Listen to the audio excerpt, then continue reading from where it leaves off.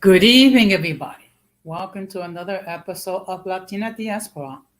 Now, for the benefit of those of you who are not familiar with this platform, here we talk about issues that's pertaining to Latinos, particularly Latinos born and raised in the United States.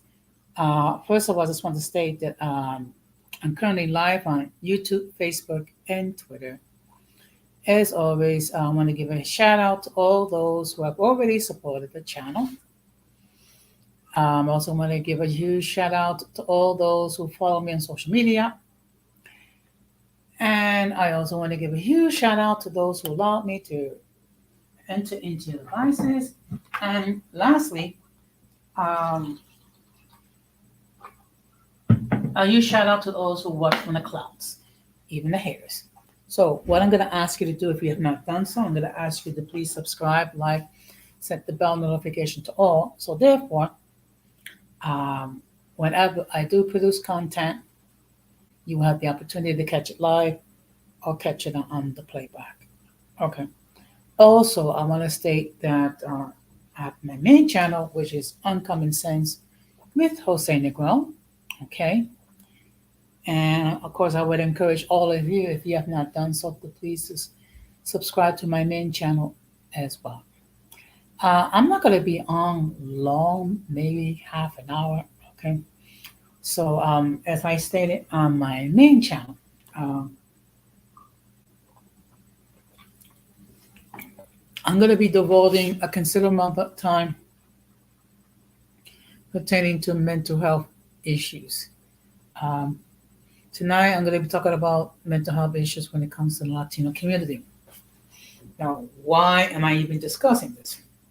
First of all, the reality is this, that for many of us, we are very hesitant to seek mental health services. Okay. A lot of it has to do with cultural differences. Also, a lot has to do with the fact that there is a certain amount of ignorance as it pertains to mental health issues. Also, to some of us, there is also a stigma attached to mental health issues, meaning that some of us some of us in our community, they feel embarrassed to acknowledge that they have the mental health issues, and it's more of a challenge to try to seek out therapy. Okay. And this is something that I personally can attest to it, because I have had mental health issues in my lifetime. Uh, there have been times when I dealt with issues of depression. There have been times when I dealt with issues of self deletion. Okay.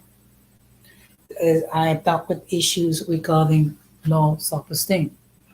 Okay. Actually, if you caught my stream last night on Uncommon Sense with Jose Negron, I discussed this more in detail. Okay.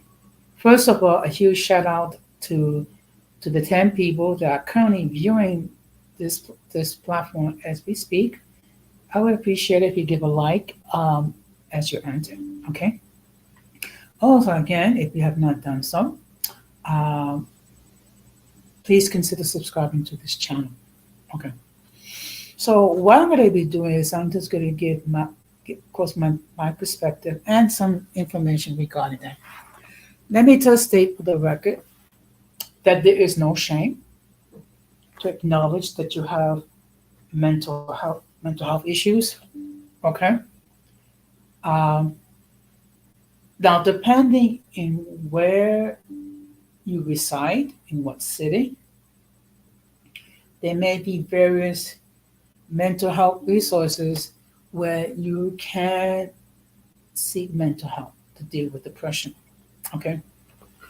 Now, those of you who reside with large employers, they do have EAP programs, that's employment assistance programs, where you are able to seek therapy. through a licensed therapist that can help you address whatever mental issues that you do have. Okay. Here in New York City, we have NYC Well, which does provide mental health services for New Yorkers who dealing with mental health issues, particularly regarding depression. And depression can be caused by multiple reasonings. First of all, you can fall into depression due to um, death of a family. You can become depressed regarding the ending of a romantic relationship. You could become depressed because if you have health issues, um, you can also become depressed regarding isolation. And one thing that, and this is something that I also discussed on my stream last night, that if you are elderly, that is those who are entering the sunset years of your life, there's a greater concern regarding isolation due to the fact that more and more of your loved ones, more and more of the people of your circle have passed away. So, what I'm going to do is now before I share my screen, let me just state for the record that the link to join the panel has been pinned. Should any one of you wishes to join the panel and express your point of view regarding the subject, you're more than welcome to do so. Let me just state that the same rules that apply with my main channel apply here. If I've never seen you before on any platform, I will insist that you come up in the backstage. And the reason behind that, I want to make sure that no one's trying to flash anything inappropriate, which will cause the good people of YouTube to take down this stream. Okay, because there is community guidelines which must be maintained. Okay, so with that being said, what I'm going to do is I'm going to try to share my screen. Just give me a moment.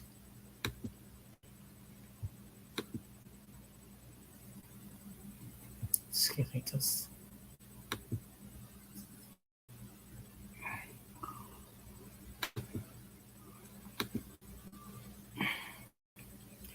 Just give me a moment because sometimes it takes a while. Okay.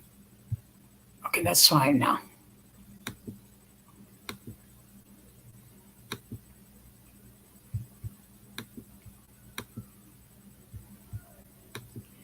Hopefully I will be able. Now, I came across this article today. Let's see if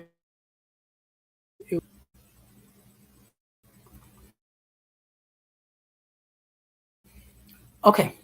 So I came across this source from Psych Central, and the name of the article, The 8 Unique Stresses Behind Depression in Young U.S. Latinos. Okay. So let me just share what the article states.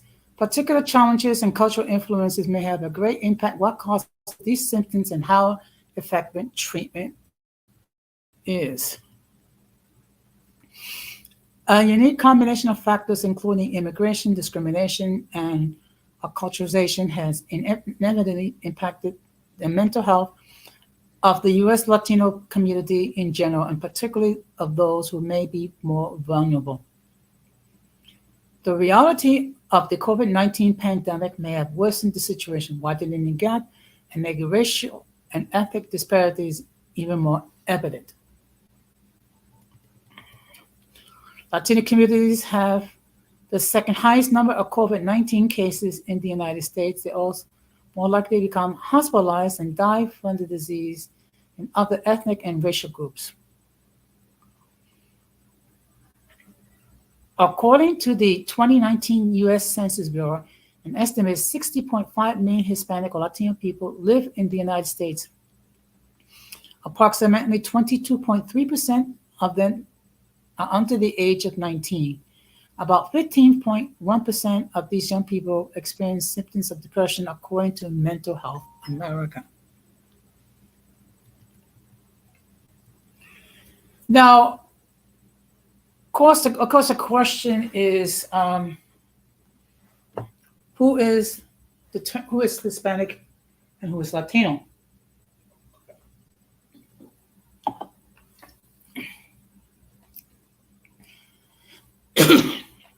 I prefer to use the term Latino, but I mean, I don't have a problem with Hispanic. But for example, someone from Brazil is considered Latino because the country is in Latin America. However, Brazilians speak Portuguese, which means they're not Hispanic. On the other hand, someone from Spain is Hispanic but not Latino.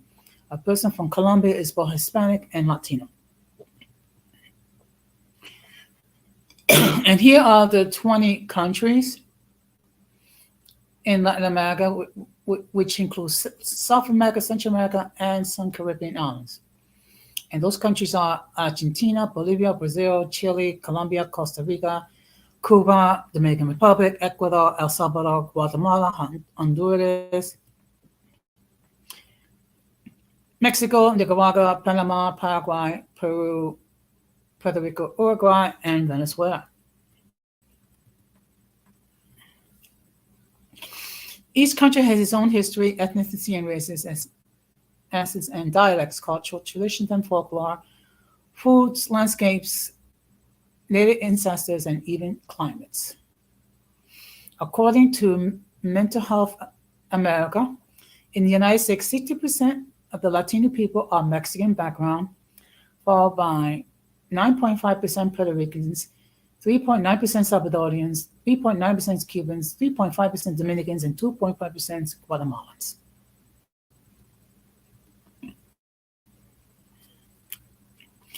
Assuming there's no difference between someone from Mexico and someone from Guatemala, it's like assuming there's no difference between someone from the United States and someone from Canada or Scotland. Recognizing these differences may become the first step in providing the support and appreciation these communities need to thrive. When we refer to Latino youth, we're including children and adolescents up to 18 years old. Research studies have found that Latino youth experience the highest level of depressive symptoms relative to other race ethnic groups in the United States and among the highest rates of, I'm going to say self-deletion because I don't want to get in trouble with YouTube. Gabrielle Lieberstein, PhD, the Associate Director of the Clinical Training at the University of North Carolina at Greensboro, tells Psych Central. These increased symptoms start as early as late elementary school and have documented into young adulthood. In fact, research from 2017 found that 22% of Latino youth in the United States experience depressive symptoms. These numbers apply to both U.S. and foreign-born Latinos, although general rates of mental health conditions tend to be higher than those born in the United States.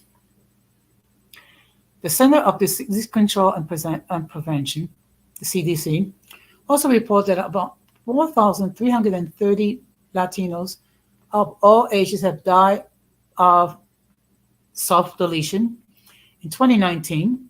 Among those, 2.32% or 481 people were under the age of 19.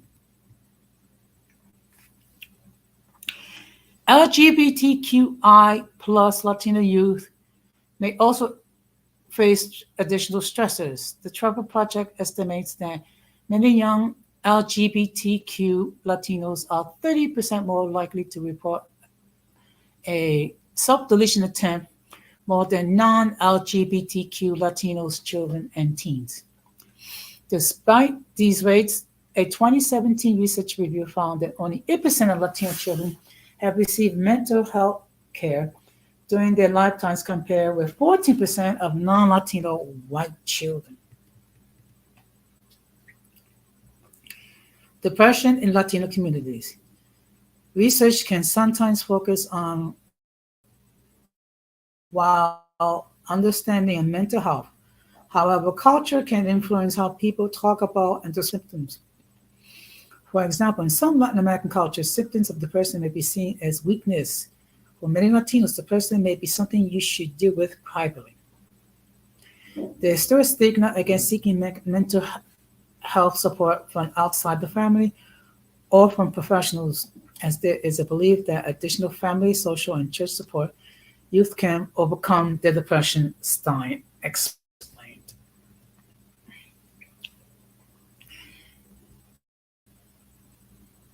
Okay, excuse me just one moment.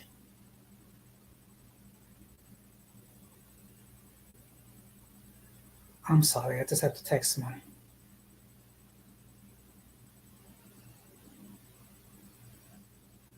Okay.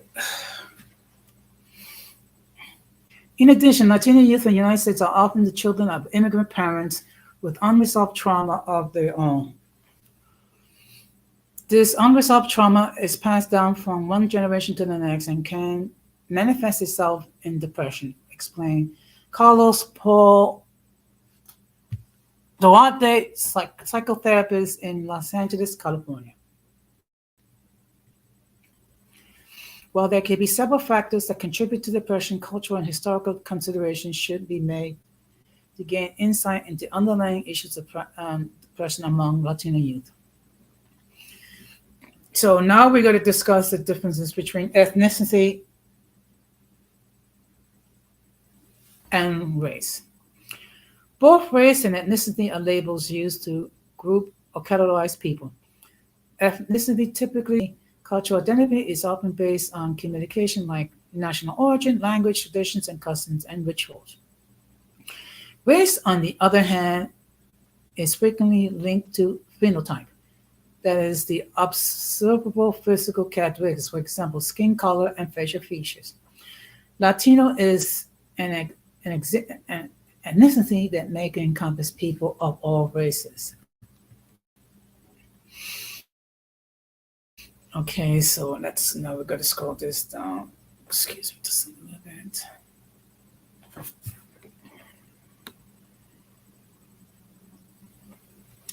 So now what we're going to be doing is we're going to be talking about the stressors young Latinos face in the United States.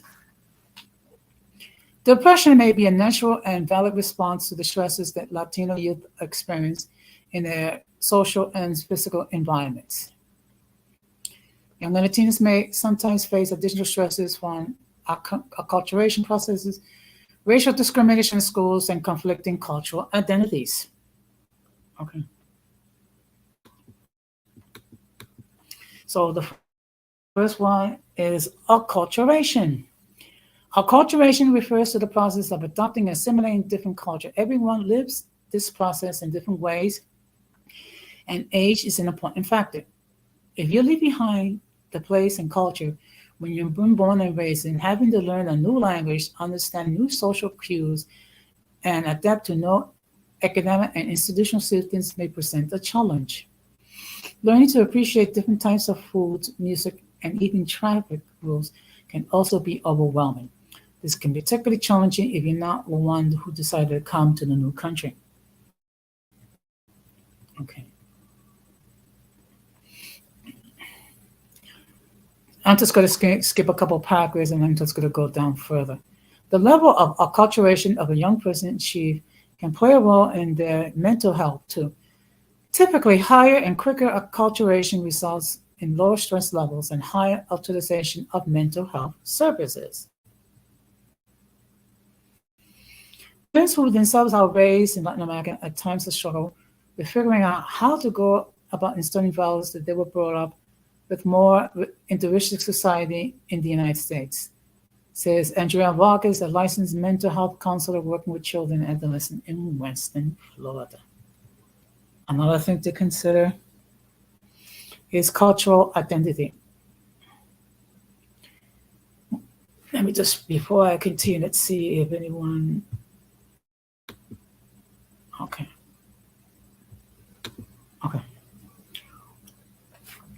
One sense of cultural identity is often linked to mental health experiences and outcomes. In some cases, having a strong sense of cultural identity may be protected against depressive symptoms. In other words, positivity and actively identifying with your culture seem to lower the chance of developing mental health symptoms. However, those who are having a harder time with acculturation processes, this may be a challenge. A 2012 study found that more that the more young people identified with their ethnic culture, the fewer symptoms of withdrawal and depression they develop. Interest in identifying with US culture doesn't show the same result. Discrepancy between family and personal cultural values. Acculturation and cultural identity may sometimes lead to someone to face family conflict. This is the case of many young Latinos. Parents worry that the youth are losing their Latino heritage and gain American values and behaviors, and youth view their parents as not understanding their new cultural context and too rigid and demanding relative to other parents' mindsets. Now, in all fairness, this is the things that Latinos born and raised in the United States have to deal with. Because on the one hand, we're trying to adapt to life here in the United States, and then there is a deep concern from our parents that we may lose our cultural identity, and sometimes it seems to be a conflict. Okay, and again, I'm going to take an example of my own personal family, because once you get past my siblings, most of my nephews and nieces, they do not speak much Spanish and they don't know much about their Puerto Rican culture. They might know a few things that they kept from my siblings, but nothing else. And then once it gets to the third generation, even less about cultural ties.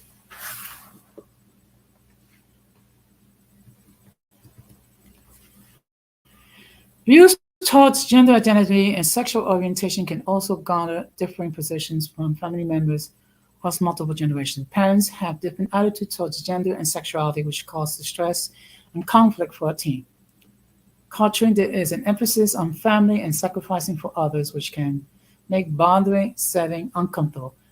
This can lead to increased stress, which can exacerbate depression. Okay. Another issue, gender role beliefs.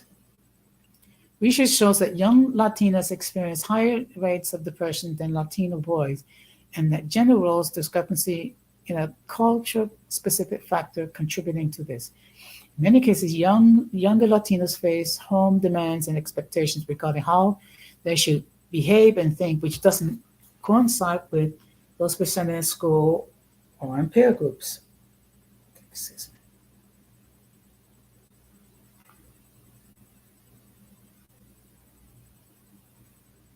Just give me a moment. Okay.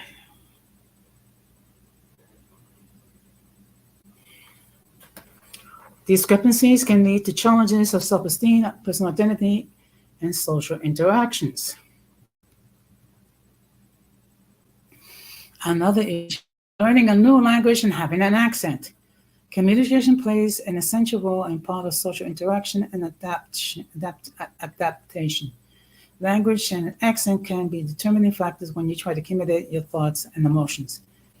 Both U.S. and foreign-born Latino children have to speak one language at home and another in social, work, and other schools and school settings. They may have to learn English from zero. This may present additional challenges in learning and socialization processes. Speaking English with an accent may lead them to face discrimination and self-esteem challenges.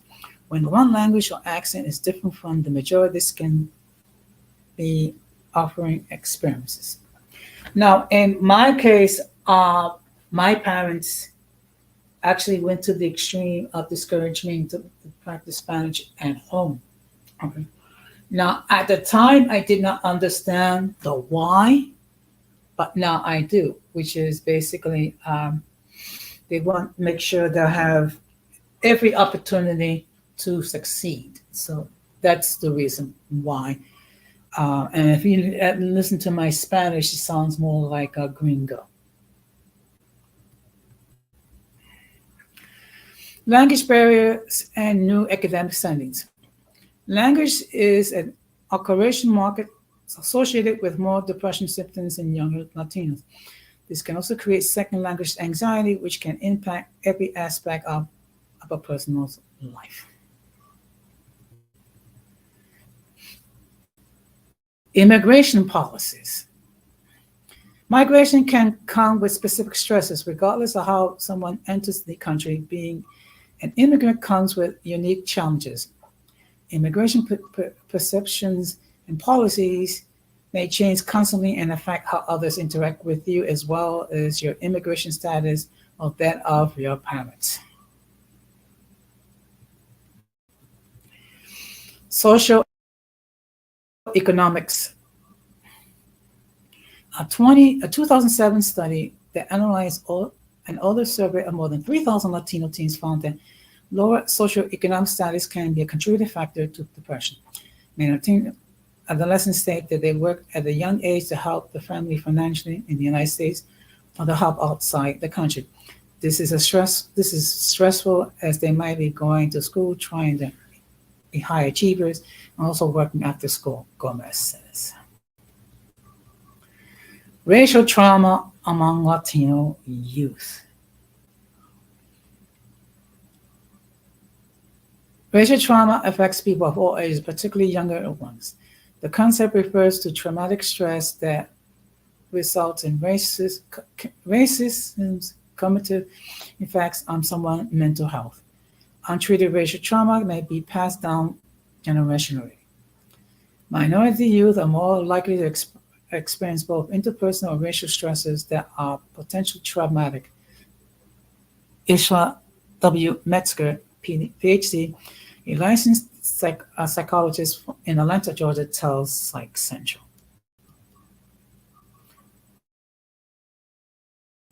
And different types of racism, which can cause racial trauma. Interpersonal racism, systemic racism, internalized racism, and microaggressions.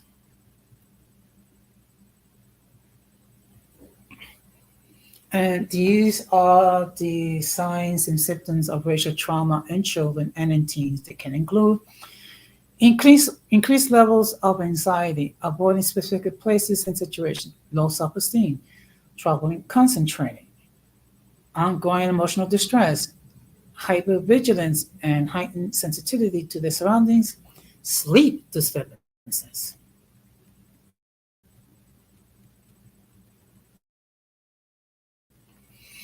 Okay. Another thing is we're going to talk about is the importance of cultural approach to mental health. Many of the stresses that young Latinos have faced are related to culture. A culture-sensitive approach to mental health that is also accounts for racial and ethnic disparities can lead to a great difference. Vargas believes an approach is twofold. We need more Latino health professionals. Families often feel more comfortable when the therapist speaks their language, looks like them, and understand their culture, Vargas says. Schools and medical doctors should spread mental health awareness, provide screenings, and offer education about mental health symptoms and for parents to be aware and have resources available. Having conversation about these values, beliefs, and previous and cultural experiences needs risk, especially the strength and of minority groups, and integrating into each conversation strategy and phase of treatment is what makes evidence-based strategies culturally informed and beneficial to diverse individuals. Metzger. So, young Latinos in the United States may face unique stresses additional to those typical of their age. This is part due to acculturation, cultural identity discrepancy, immigration policies, discrimination, and language barriers. These cultural challenges can lead to symptoms of mental health conditions, including depression, but culturally informed mental health intervention may be key in preventing these challenges as well as offer support to overcome it. And here is a listing of organizations that work for Latino youth. Hispanic Heritage Foundation, National Hispanic Institute, National Latino Behavioral Health Association, Salud America, and United We Dream.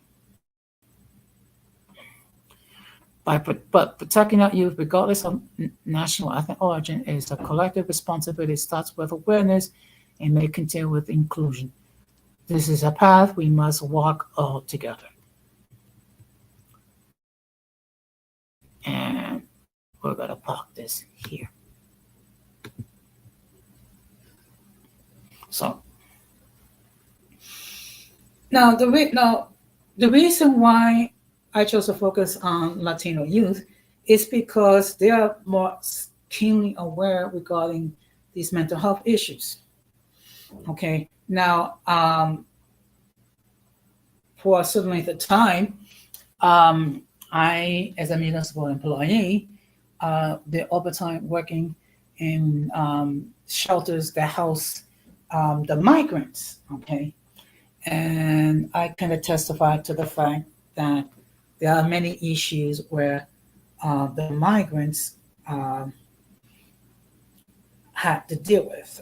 Okay, among those issues, uh, adapting to a new culture, adapting to how things are done here in the United States as compared to how it's done in their countries of origin. Okay, and the fact of the matter is, and this is that we all need to bear in mind that all of us, um, we either immigrated from somewhere, or we're the children or of people who immigrated to the United States, or the grandchildren, or maybe several generations of people that migrated to the United States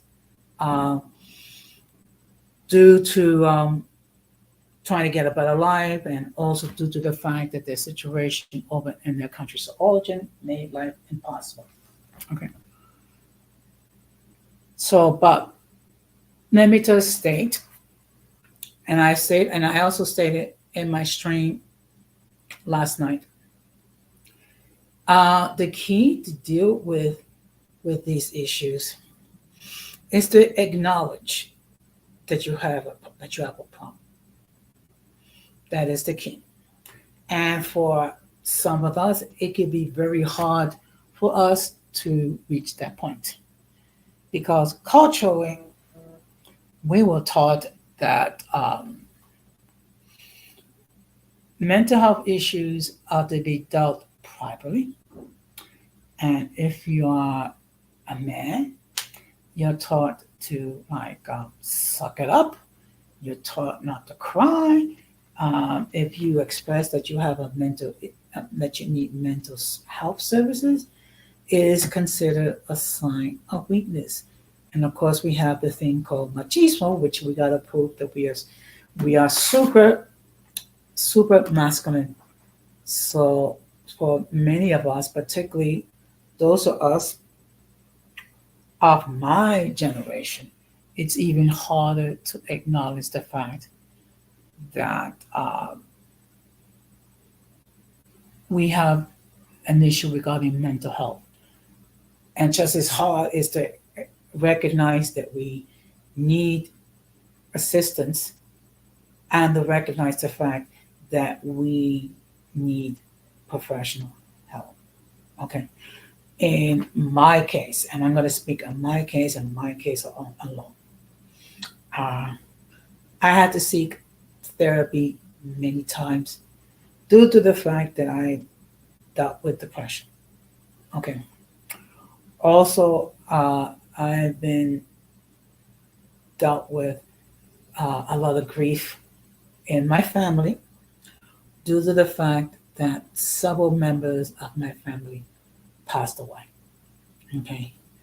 And what made it even more difficult is the fact that uh, my siblings passed away prematurely, many of them because they failed to take proper care of their physical health, their mental health, and their spiritual health.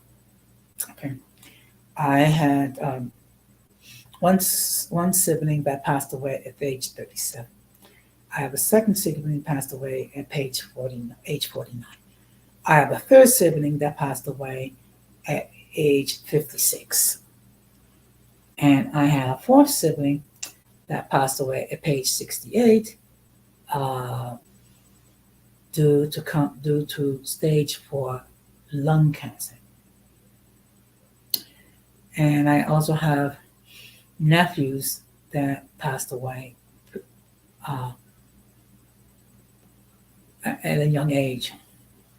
I had a nephew that was killed in an automobile accident at age 22.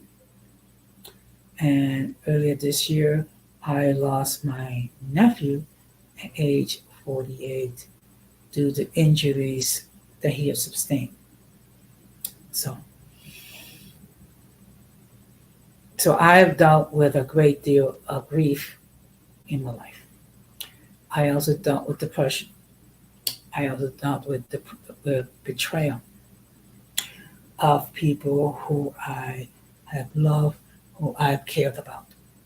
Okay, and many times I arrived at the conclusion that I needed to seek therapy, and I'm glad that I did. Okay, because it was with therapy it helped me to address whatever uh, mental trauma that I have experienced. It also helped me to address um, issues of low self-esteem, also issues regarding trauma that I had experienced um, with romantic relationships. So I can testify to the fact that I receive a great deal from assistance in dealing with with bouts of depression, in dealing with with thoughts of self deletion and issues of low self esteem. So if there's nothing else that you have that I'm going to leave you, if you don't remember anything else, I want you to understand that first of all, there is no shame to acknowledge that you have an issue with mental health. There is no shame um, to seek trained professional help. Okay. And there is no shame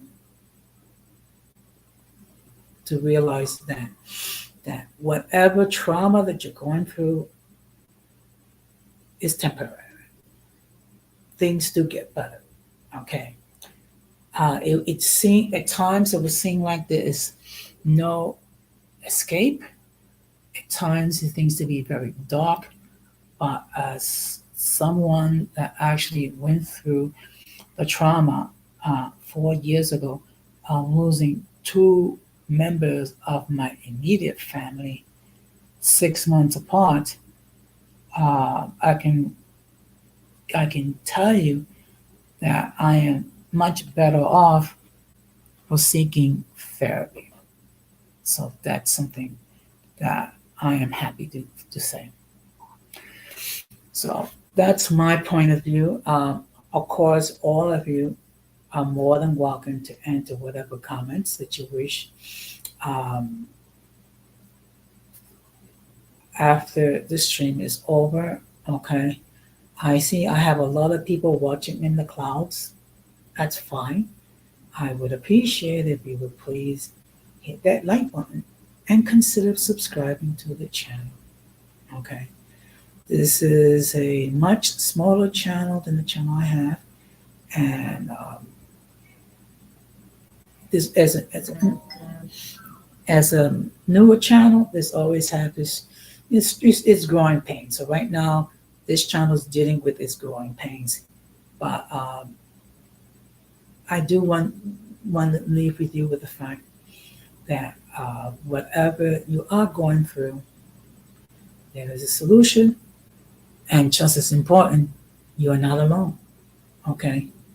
Now, God always manages to put people in your life that can give you a word of encouragement or simply will be willing to listen to you vent, so to speak. So I just want to bear that in mind. Okay. Now, the next time I will be live is will be on Wednesday night at 9 o'clock here at La- Latina Diaspora.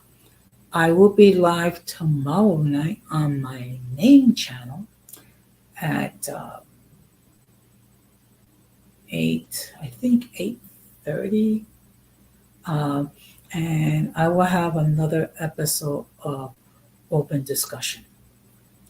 Now, for those of you who are not familiar with my main channel or what goes on open discussion, I will discuss multiple topics, which I will give my point of view. Also, I would encourage those who are watching live uh, to opine. Also, I would encourage those if they have anything that they want me to talk about, I will do my best. Okay.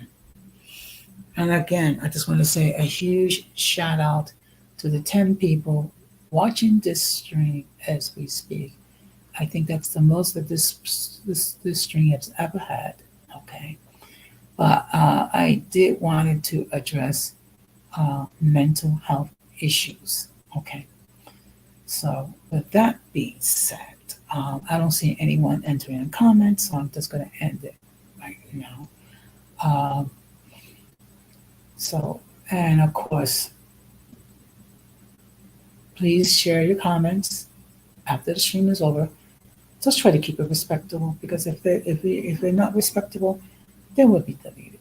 Okay, and plus there is no need to get nasty. Okay, we can agree to disagree, and the fact of the matter is, all of you as seen fit to watch the stream really touches my heart.